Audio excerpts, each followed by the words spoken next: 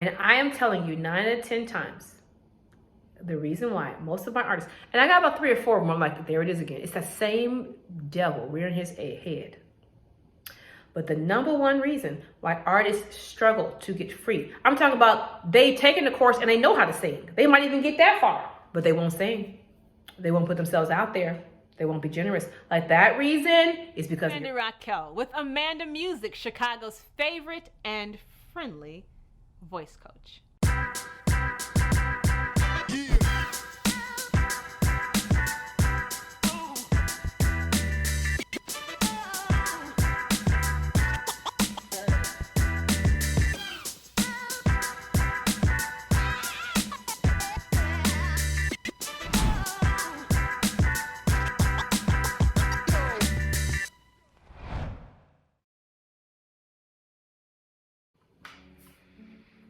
Okay, so this one's touchy. There's no other way to put this. There's no other way to put it. I gotta go in. And because we haven't developed, I'm hoping you've seen enough videos, you can see my heart. I'm hoping you believe the little intro. I'm the voice coach who's fun. I'm the voice coach who, I got your back and your best interests at heart. I promise you I do. So I really hope this is gonna come across in a way where you know this is your mama talking to you. Well, I wouldn't even use that one because when you get into what we're going to get into, you might not want me to be the voice of your mom. I have worked with hundreds of singers. Hundreds. In a church, out of church, doesn't matter. Signed, not signed, doesn't matter. Everybody comes across the same ceilings that keeps them from being able to explode. Explode! I'm talking like free. Free. And all of us, we need each other. We don't even know how much because, we forgot the lessons from the pandemic. We're not meant to be alone. We're not meant to be isolated. But sometimes the way that our childhood, most times, just about every time, something happened in your childhood and it's jacking up your ability to freely use your voice. And you have a tape, you have a story, you had a whole loop around that, about why you can't be fully expressed, why no one wants to hear what you have to say, and why you're afraid in front of people, why you don't handle criticism well, why you have stage fright. Like you see how it's all lumping together. It's always about someone else's opinion of you. And I'm telling you, as a singer, you have to overcome that because that's your job. Like your whole job is being in front of people. Even if you're gonna sing a song and the song is gonna go out in front of people. Like it's not like accounting where it goes out in front of just maybe one boss. Like the whole point of you being a singer is that you are literally getting in front of more and more people so that they can hear your voice, hear your art, be changed, transformed, wanna follow you, engage, have more relationship with you, to hear more of your voice and more of your heart and have more of an influenced life with you, like more of a life-changing experience because of you. So that's the job. And I am telling you 9 out of 10 times, 9 out of 10 times, the reason why an artist has not been or cannot consistently be, it's that consistent piece. Oh yeah. It's that procrastination piece. It's that I wrote a song, I got the verse and the chorus, but I haven't finished it piece. It's that I come to rehearsal, but I'm never fully prepared because I don't know, I'm sure I'm not gonna do well. They won't like my voice anyway piece. Like it's all of that, the consistent piece. So either we're not showing up or we're not showing up in a way that is really you, not the you that you think is you, or the you that's triggered, or the you that's still wounded, or the you that hasn't forgiven. I mean you, the you that's free, the you that's generous, the you that's not trying anymore. Like it's just, is what it is, right? And it's free. We can tell when it's free. It's not an act. It's not okay. It's not an act. It's not an act. You're not overdoing it. You're just being yourself. People can tell when you're free. And I am telling you 9 out of 10 times, the reason why most of my artists, and I got about 3 or 4 of them, I'm like, there it is again. It's that same devil rearing his head. But the number one reason why artists struggle to get free, I'm talking about they've taken the course and they know how to sing. They might even get that far, but they won't sing. They won't put themselves out there. They won't be generous. Like that reason is because of your parents. Your mammy or your pappy, or both, oh my God, the double whammy. Broke your heart. Broke your heart. And that thing is so deep, stuff so deep. Either they told you would never be anything, or they told you that really wouldn't be good for you, or they were actually afraid for your future, so they kind of guided you in a direction that has nothing to do with your real gifts. Like, or they broke up and that brought so much uncertainty into your life, or they were just ugly. Like they had an ugly personality. They were just either always on drugs, or they always had people coming in and out of the house, or they were extremely legalistic. Like they couldn't love because there was always legalism. There was never any grace for you because you had to always look the part or be the part or be a perfectionist. Like there's all kinds of reasons why we have trauma from our parents. What I am telling you is the only way you're going to actually be who you're supposed to be in God's eyes. Like, cause he just used your parents to get you here. You know that, right? God knew some of us were going to be orphans. Some of us were going to go to parents who would leave us in the trash can. Some of us were going to be abandoned in our house, receive no emotional stability, receive no affirmation verbally, right? He knew all the conditions. So he's like, I'm your heavenly Father, and I'm going to send you a spiritual family. And these people are going to, right, make up the difference for the nurturing you should have got, but you didn't. For the protection and the provision from your father that you should have got, but you didn't. We're not acknowledging whether you should have got it or not. Yes, in the perfect world he originally designed, we should have got that. There shouldn't be work that's toil. Your father should be able to feed you easily. There should be harmony with your parents. There shouldn't be divorcing and splitting up. There shouldn't be adultery. There shouldn't, all the things that are destroying the family. That's not God's idea. But he knew it would happen because sin is sin. He's like, it's here now.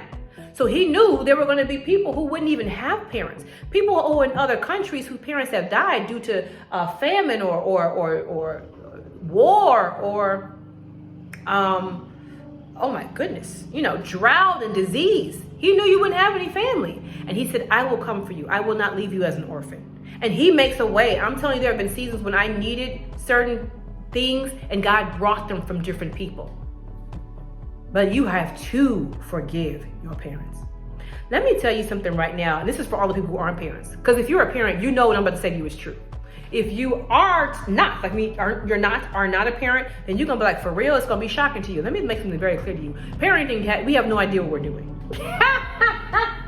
I didn't know how much you don't know until I became a parent. I was like, I got a real solid foundation, but we got a house to build. This kid is a whole house.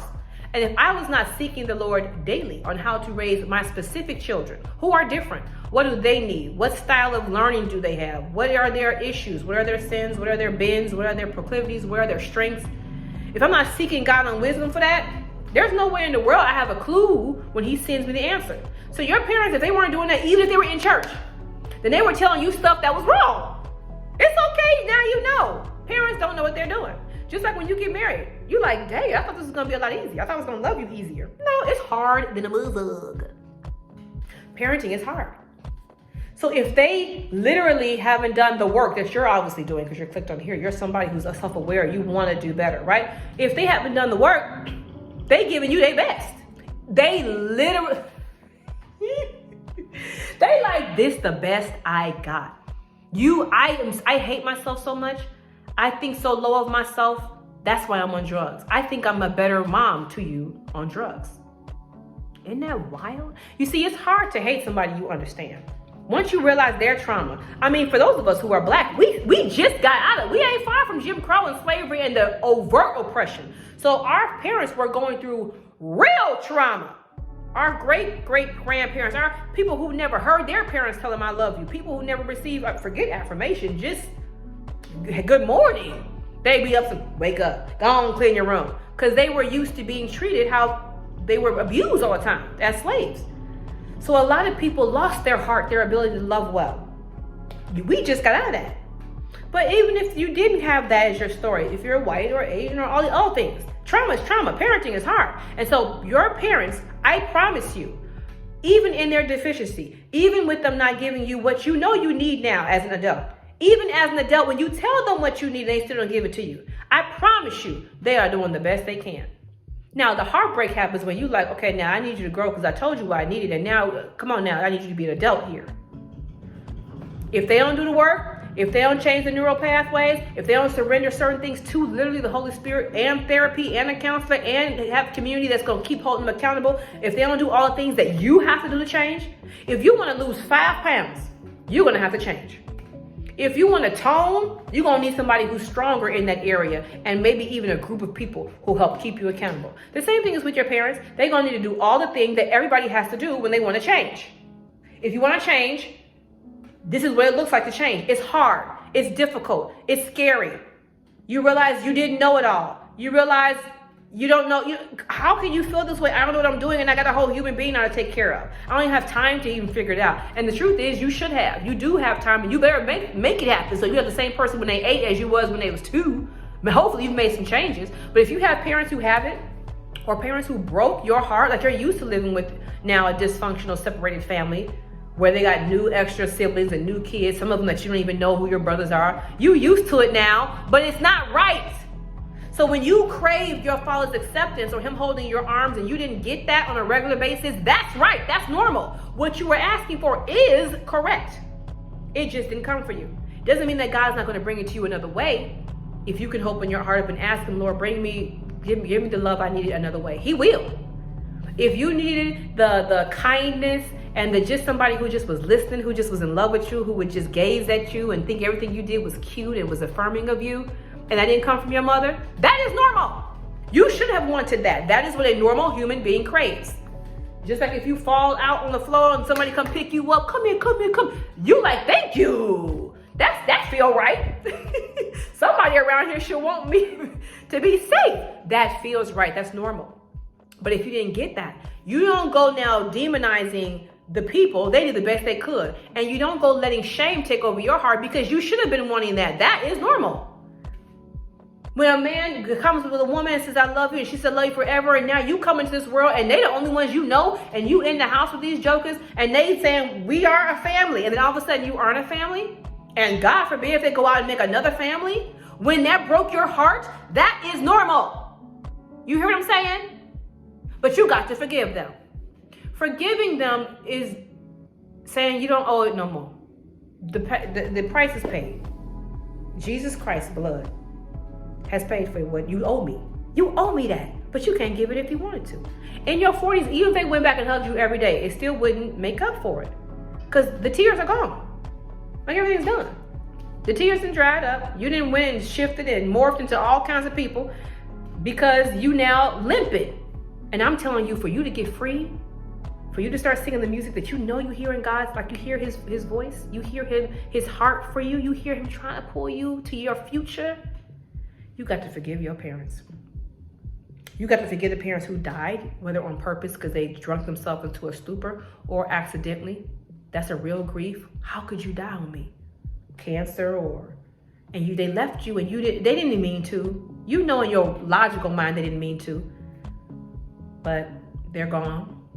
You got to grieve that. There's so much in that you have to grieve to the point where you finally get acceptance. I can accept the fact that this is not what it's going to be. If you have an extremely controlling mother or a nagger, right? The Bible talks about her, somebody who will ruin her whole house. She'll destroy her whole house with her mouth. You got to forgive that woman.